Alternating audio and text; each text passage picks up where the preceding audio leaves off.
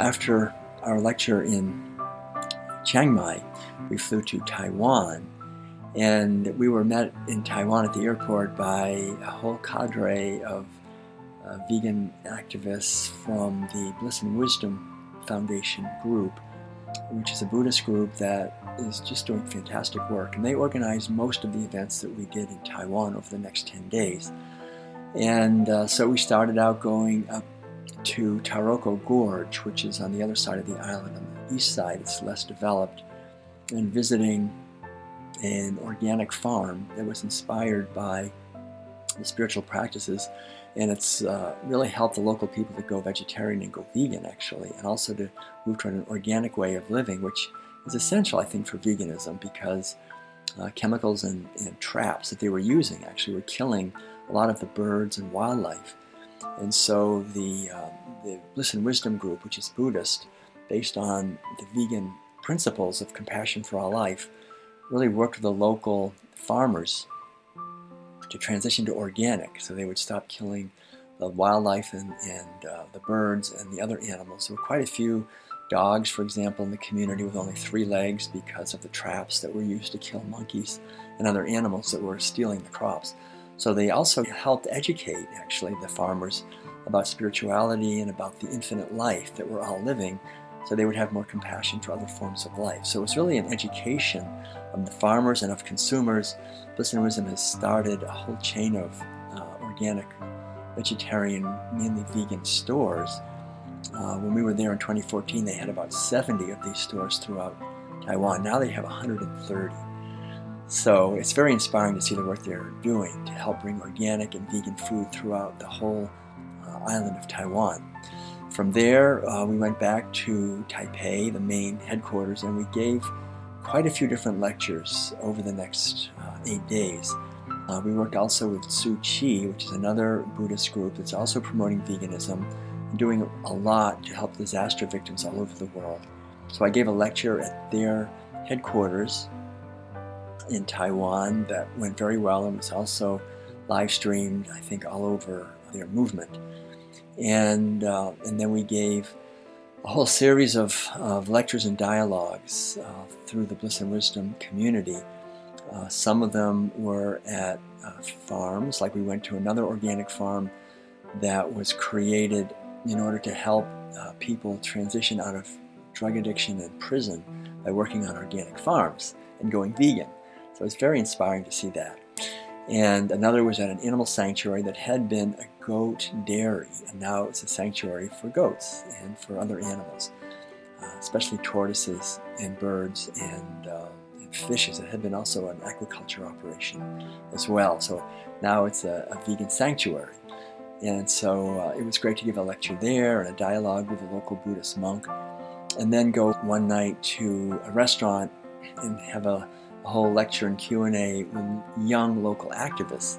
These were not so much Buddhist, so this was very interesting and very helpful, I think. And then we also gave a lecture and had a discussion at a beautiful school that had about 1,100 students. I think I'll do a whole presentation later, maybe on that school, but just fantastic to see the young people being so cared about, working hard in the school gardens, making, growing their own food.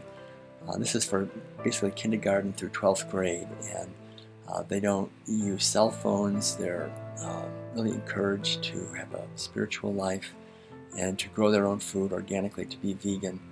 And it's just a very loving, beautiful school. I was very impressed with, like I say, about 1,100 students.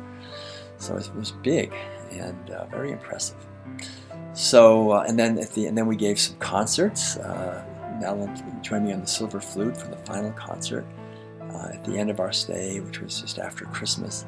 And Madeline also gave a vegan cooking class that was videotaped and will be televised. And we gave a talk at a vegan Rotary. The first vegan Rotary club in the world is in Taiwan, in Taipei. And they talked about their plans. They had very ambitious plans to create a vegan university. So it was very exciting to be with so many enthusiastic vegans.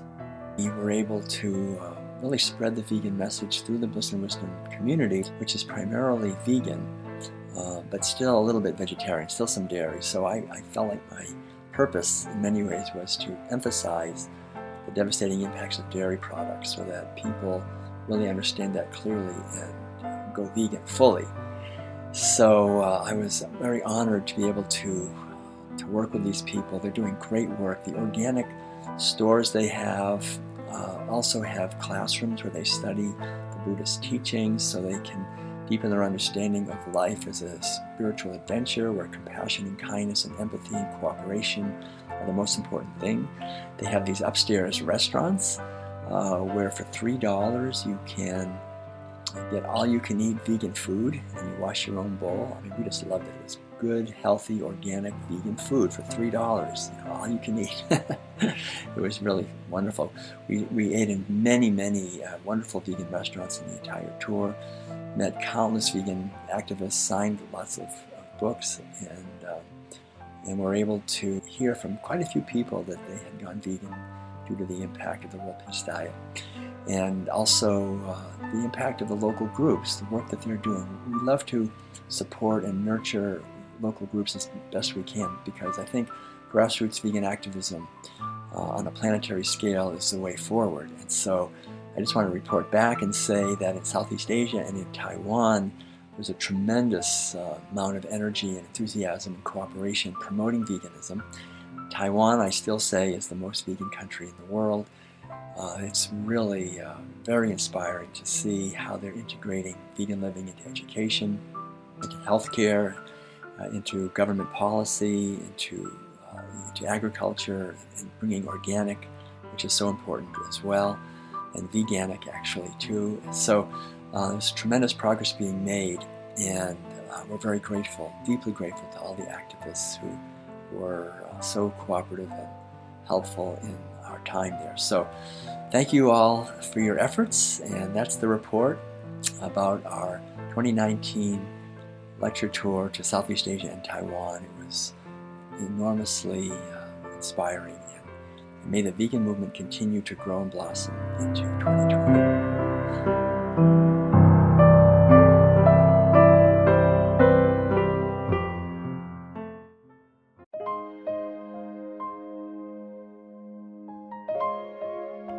Greetings, this is Dr. Will Tuttle, and I'm delighted to invite you to join us for an upcoming online presentation on holistic health through vegan living, connecting with the many benefits of a local, organic, whole food, plant-based way of eating and living.